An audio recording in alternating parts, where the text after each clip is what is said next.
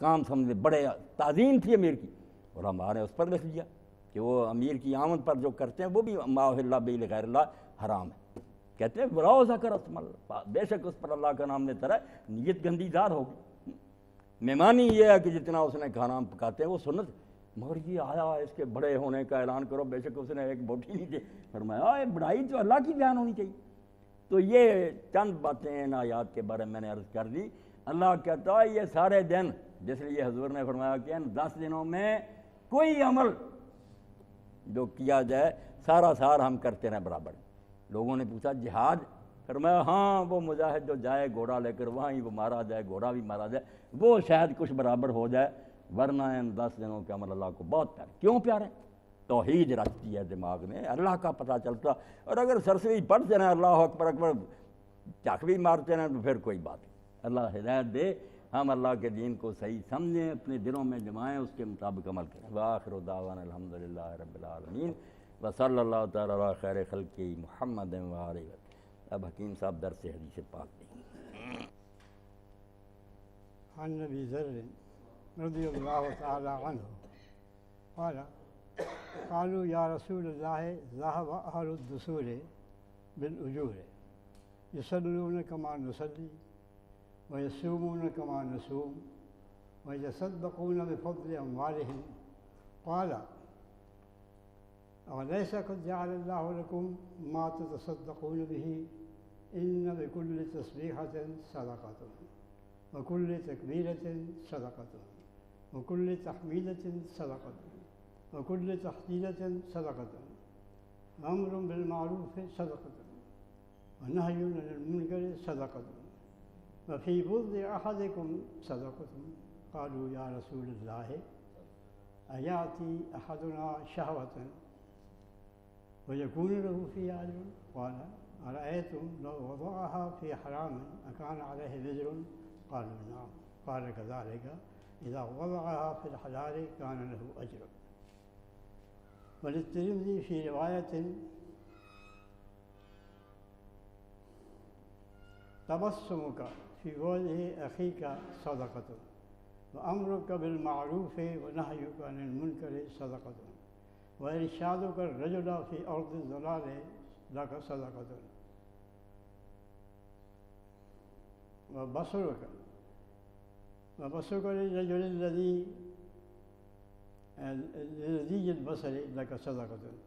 وإماتتک الحجر والشوک والعزم عن الطریق صدقۃ وإفراغک من دلوک فی دلو اخیک صدقۃ۔ یہ نبی کریم صلی اللہ علیہ وسلم کی روایت حضرت ابو ذر رضی اللہ تعالیٰ عنہ نے کی ہے، اور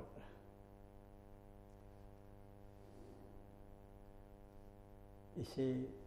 مسلم نے بھی روایت کیا ہے اور ترمذی نے بھی روایت کیا ہے۔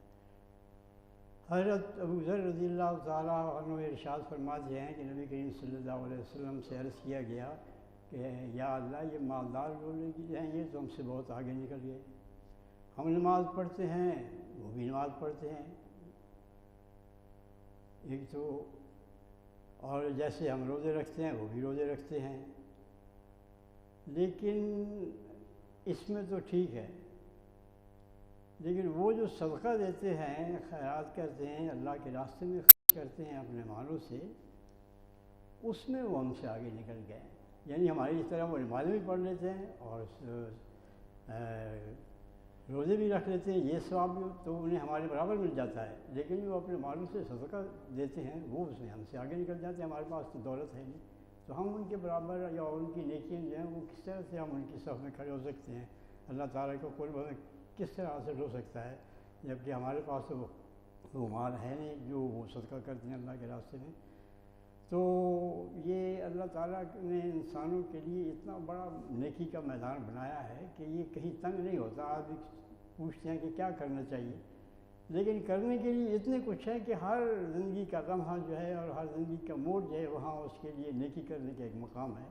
تو لیکن صلی اللہ علیہ وسلم نے اس حدیث میں بہت واضح طریقے پہ یہ بتایا کہ ٹھیک ہے ان کے پاس تو مال ہے، وہ اس سے صدقہ کرتے ہیں، اور یہ ان کی ایسی نیکی ہے کہ اس میں وہ لوگ ان کے شریک نہیں برابر نہیں جا سکتے، جن کے پاس مال نہیں ہے، لیکن بعض چیزیں ایسی بھی ہیں جو کہ تم یہ سمجھتے ہو کہ معمولی ہیں، لیکن ان میں بھی صدقہ ہے۔ صدقہ دراصل گویا ایک طرح سے یہ بات ہے کہ صدق میں نے سچائی،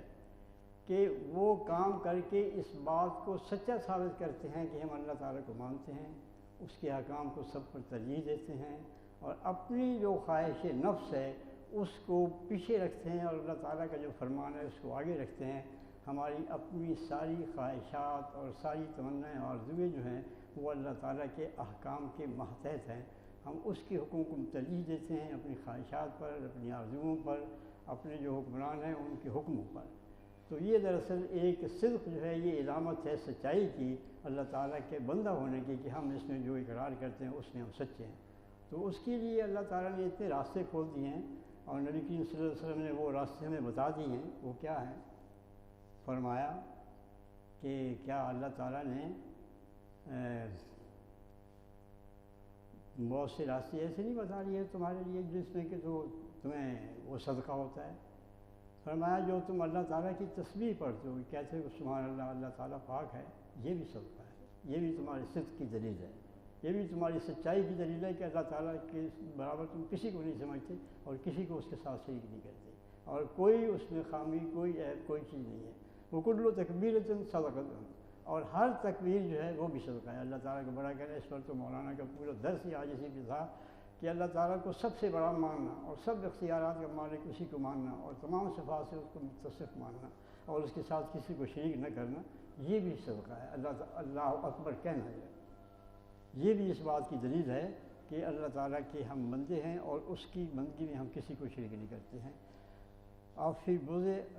وکل تحلیلۃ صدقۃ، اسی طرح یہ لا الہ الا اللہ کہ اللہ تعالیٰ کے سوا کوئی الہ نہیں ہے، یہ بھی صدقہ ہے، یہ بھی ایک قربانی ہے، یہ بھی ایک اللہ تعالیٰ کے راستے میں اپنی خواہش نفس کو قربان کرنا ہے اس کے مقابلے میں جو ہماری خواہش نفس آتی ہے۔ وامر بالمعروف صدقۃ،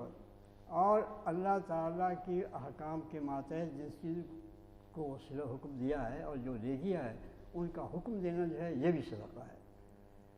اور ونہی عن المنکر صدقۃ، اور جو چیز بری ہے، جو چیز اچھی نہیں ہے، اس سے لوگوں کو روکنا جو ہے یہ بھی صدقہ ہے۔ اور اس میں بھی جس طرح کہ اللہ تعالیٰ کے داخل میں مال خرچ کرنے والا صدقہ کرتا ہے اور اس کا اسے ثواب ملتا ہے، اسی طرح ان چیزوں کا بھی ثواب ہے۔ پھر فرمایا کہ فی بیوت احدکم صدقۃ، اور ایک آدمی جب اپنی بیوی کے پاس مباشرت کے لیے جاتا ہے تو یہ بھی یہ صدقہ ہے۔ تو لوگوں نے پوچھا یا رسول اللہ، یہ تو ایک انسان اپنی شہوت پوری کرنے کے لیے کرتا ہے، اس میں بھی اس کے لیے اجر ہے؟ فرمایا ہاں، اگر وہ اس کو حرام کی جگہ کرے تو اس کو گناہ نہیں ہوگا۔ تو لوگوں نے کہا یا رسول اللہ ہاں گناہ تو ہوگا۔ تو کہنے کہ جب اس نے حرام میں نہیں کیا اور حلال کے لیے کیا، ہلاکت کا راستہ اختیار کیا، تو اس بھی اس کے لیے ایک صدقہ ہے، اس کے لیے اس میں اجر ہے۔ کان لہ اجر، دیکھیے اللہ تعالیٰ کا کتنا کرم ہے کہ اس نے کن کن چیزوں میں ہمارے لیے یہ جو ہے راستے کھولے ہیں اجر کے، ثواب کے اور نیکی کے۔ کسی کے دل میں یہ حسرت باقی نہ رہے کہ ان کے پاس اگر کوئی چیز نہیں ہے اور دوسرے کے پاس ایک چیز ہے تو اس کے لیے وہ اب راستے بند ہو گئے۔ راستے بند نہیں ہیں، کام کرنے والوں کے لیے، نیکی کرنے والوں کے لیے بے شمار راستے ہیں۔ اب یہ دیکھیے کہ یہ جو اس حدیث کریم نبی کریم صلی اللہ علیہ وسلم نے جتنے راستے بتائے ہیں یہ کس کو میسر نہیں ہے؟ زندگی کے ہر موڑ پر یہ چیزیں موجود ہیں، قدم قدم پر ہم یہ نیکیاں کما سکتے ہیں، ہماری زبان جو ہے اس سے کر سکتے ہیں، ہمارے ہاتھ موجود ہیں ہم ان سے کر سکتے ہیں۔ پھر فرمایا دوسری روایت میں کہ تبسم کفی وجہ اخی کا صدقہ، کہ تمہارا اپنے بھائی سے مسکرا کر ملنا جو ہے یہ بھی صدقہ ہے۔ یعنی بتائیے آپ ملتے ہیں ہم اپنے بھائی کو، اور یہ ایک قدرتی بات ہے، لیکن ہماری ایک تسلی ہے جس سے محبت کرتے ہیں اس سے ملتے ہیں، یہ ہماری ایک ذاتی بات ہوتی ہے نا، جس سے تعلق ہوتا ہے اس سے مل کے ہم خوش ہوتے ہیں۔ اللہ تعالیٰ نے اس میں بھی اجر کر دیا ہے، وہ یہ کہ وہ جو انسان کے اندر وہ محبت ہے وہ اللہ تعالیٰ کی وجہ سے اس کے دل کے اندر محبت پیدا ہوئی ہے، اور وہ اللہ تعالیٰ کے لیے وہ محبت کرتا ہے، اور اس محبت کی علامت جو ہے وہ اس کے ہونٹوں پہ آ گئی ہے، وہ مسکرایا ہے، تو اللہ تعالیٰ نے اس میں بھی اجر رکھ دیا۔ پھر فرمایا پھر امر بالمعروف صدقۃ، نہی عن المنکر صدقۃ، وارشادک الرجل فی ارض الضلال لک صدقۃ، اور کوئی آدمی اگر راستہ بھولا ہوا ہے کسی کو یہ معلوم نہیں کہ یہ جو ہے رحمان کی گلی کون سی ہے، یہ بھی بتا دینا جو ہے اس میں بھی سبق ہے۔ کسی آدمی کو رستہ معلوم نہیں ہے، ٹھیک ہے، ہم اس کو ہم اہمیت نہیں دیتے ہیں، لیکن اللہ تعالیٰ کے یہاں اس کو ایسی چیز ہے کہ وہ بھی اس کو صدقہ میں شمار کرتا ہے، اس کا بھی اجر اس کے خزانے میں ہمارے لیے موجود ہے۔ پھر فرمایا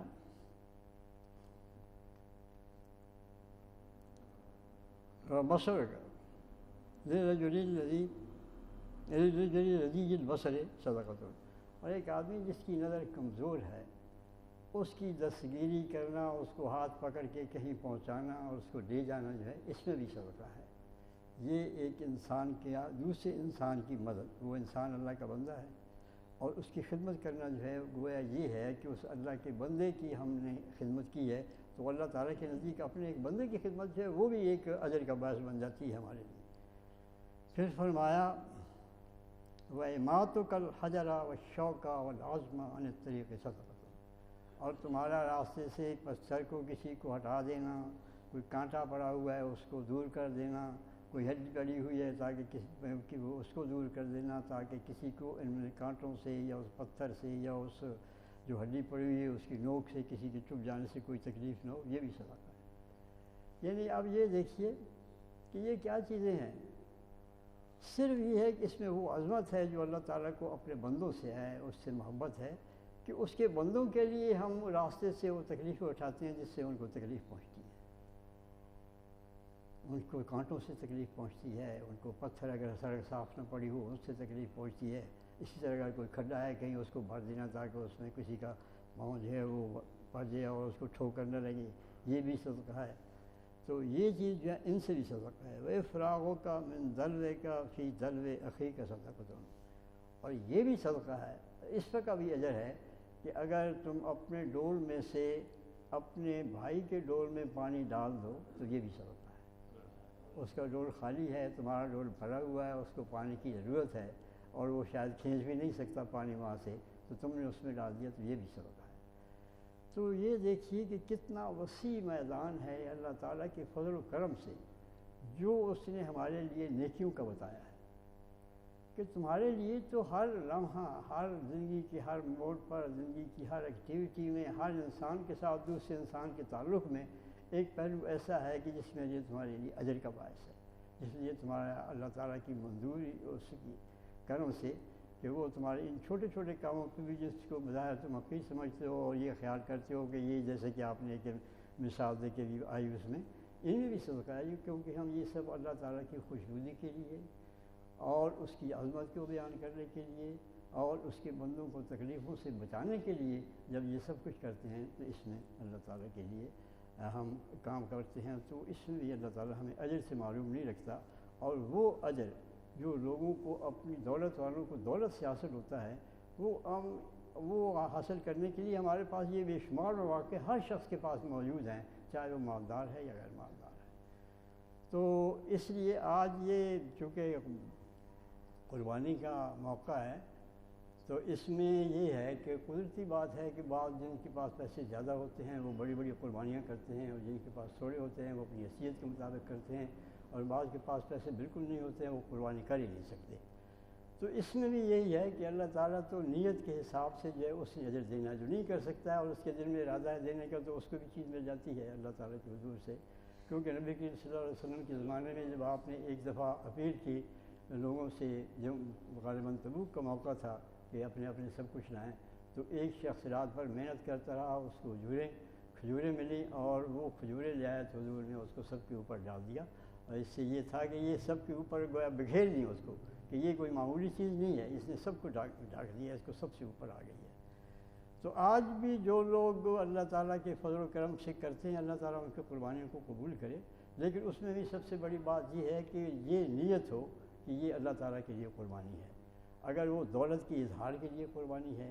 اگر وہ اپنی بڑے ہونے کے لیے قربانی کر رہا ہے تو وہ قربانی کا تو اس کا وہی حال ہوگا جو کہ حدیث میں نبی کریم صلی اللہ علیہ وسلم میں آیا ہے کہ ایک مالدار شخص آئے گا، اس کو اللہ تعالیٰ کہے گا کہ میں نے تمہیں مال اور دولت نہیں دی تھی اور تم نے کیا کیا اس کا، تو وہ جواب دے گا کہ یا اللہ تم نے مجھے مال و دولت جو دی تھی میں نے اس کو تیرے راستے میں خرچ کیا، تو ارشاد ہوگا کہ تم نے تو اس لیے خرچ کیا کہ تمہیں بڑا جو ہے وہ فیاض کہا جائے اور تمہاری سخاوت اور جود کے چرچے بنے اور لوگوں کی زبان پر تمہاری جو تعریف ہوں، تو یہ تو لوگوں نے تمہاری تعریفیں کر دوں اور فرشتوں کو حکم ہوگا کہ گھسیٹ کے لے جاؤ اس کو دوزخ میں۔ تو اس طرح کی قربانی چاہے وہ 10,000 کی جائے یا 20,000 کی جائے یا 1,00,000 کی جائے، جب تک کہ اس میں یہ نیت نہ ہو، جیسے کہ آپ تکبیر کے بارے میں آپ سن چکے ہیں کہ سب کچھ اس لیے ہو کہ اللہ کی خوشنودی کے لیے اور اللہ کو سب سے بڑا جان کر اس کے لیے یہ سب کچھ خرچ ہو، تو وہ تو ایک ذرہ بھی اور ایک تنکا بھی قبول ہے۔ لیکن یہ بڑے بڑے دمبے اور بڑے بڑے اونٹ بھی اگر قربان کر دیں اور اس میں اللہ تعالیٰ کی خوشنودی کی نیت نہ ہو تو وہ جو ہیں وہ وبال بن جائیں گے۔ اس لیے نبی کریم صلی اللہ علیہ وسلم کو یہ حکم ہوا قُلْ إِنَّ صَلَاتِي وَنُسُكِي وَمَحْيَايَ وَمَمَاتِي لِلَّهِ، کہ کہہ دو کہ میری نماز اور میری قربانی یہ اللہ تعالیٰ کی للہ رب العالمین۔ آگے پھر ساری بات وہی کہہ دی جو آپ سن چکے ہیں، لا شریک اللہ، کہ اس کا کوئی شریک نہیں ہے۔ تو یہ جب تک کہ ہماری یہ قربانی اس میں کوئی ریا کا پہلو نہ ہو، اس میں کوئی بڑائی کے لوگوں پر کوئی دور زمانے کا پہلو نہ ہو، یہ نہیں ہوگا تو یہ ساری قربانی جو ہے یہ بالکل بیکاری جائے گی، کیونکہ جیسے کہ مولانا نے قرآن مجید کی آیت پڑھ کے آپ کو بتا دیا ہے لَن يَنَالَ اللَّهَ لُحُومُهَا وَلَا دِمَاؤُهَا، کہ اللہ تعالیٰ کو ان قربانیوں کا گوشت اور یہ ان کا خون نہیں پہنچتا، اس کو نہ اس کی ضرورت ہے، وَلَٰكِنْ يَنَالُهُ التَّقْوَىٰ مِنكُمْ، اسے چیز پہنچتی ہے، اسے جو چیز پسند ہے وہ یہ ہے کہ تمہارے دل کے اندر خدا کا خوف کتنا ہے، تم اس کی حیثیت کیا دیتے ہو، تم لوگوں کے لیے کام کرتے ہو، لوگوں کے لیے قربانی کر رہے ہو یا اللہ تعالیٰ کی خوشنودی کے لیے کام کر رہے ہو۔ اگر تم نے اللہ تعالیٰ کی خوشنودی کی ہے تو وہ تو پھر تمہارے لیے تمہارے خرچ کے برابر اس کا اجر تمہیں اللہ تعالیٰ کے یہاں مل جائے گا۔ لیکن اگر وہ ریاکاری ہے تو وہ جو ہے اجر تم یہیں لوگوں سے حاصل کر لو گے، جیسے کہ میں نے پہلے بھی عرض کر دیا ہے، حضور کے ارشاد جو ہے کہ تمہیں کہتے تھے کہ واہ واہ ہو، وہ تمہاری واہ واہ ہو گئی۔ اللہ تعالیٰ ہمیں توفیق دے کہ ہم اللہ تعالیٰ کی خاطر ہی قربانی بھی دیں اور اسی کی خوشنودی کے لیے وہ تمام کام کریں جن کو ہم چھوٹے چھوٹے سمجھتے ہیں، اور جس کے لیے اللہ تعالیٰ کا خاص فضل ہے کہ اجر رکھا ہے ہمارے لیے۔ اللہ تعالیٰ ہمیں تمام نیکیوں کے چھوٹی بڑی کی کرنے کی توفیق دے اور خود اپنی خوشنودی کے لیے۔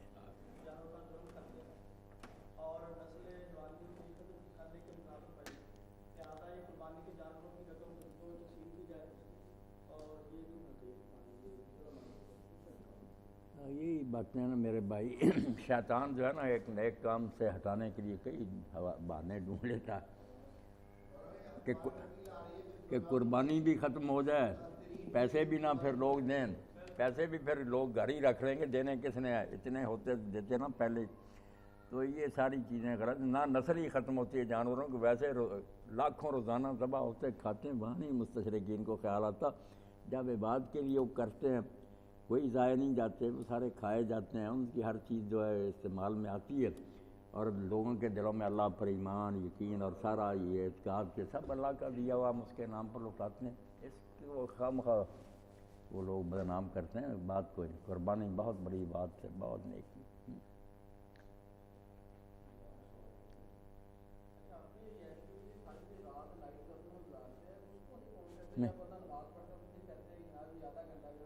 ہاں بالکل، یہ ان کے دل گندے، نماز کے لیے 10 منٹ کو چلا جائے ڈاکٹر یا کوئی ملازم، وہ اعتراض کریں گے، ویسے بیٹھے رہیں گپیں مارتے رہیں کسی کمرے میں، چائے پیتے رہیں، کوئی نہیں۔ تو ان کی باتوں پر کوئی توجہ نہیں دینی چاہیے، یہ دین کے دشمن ہیں، ڈاکو ہیں۔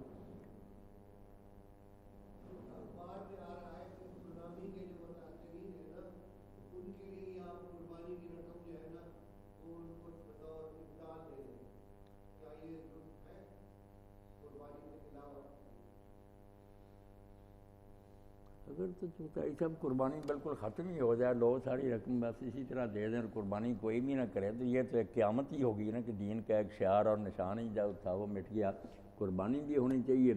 کوئی آدمی ادھر بھی دے دے تو ٹھیک ہے،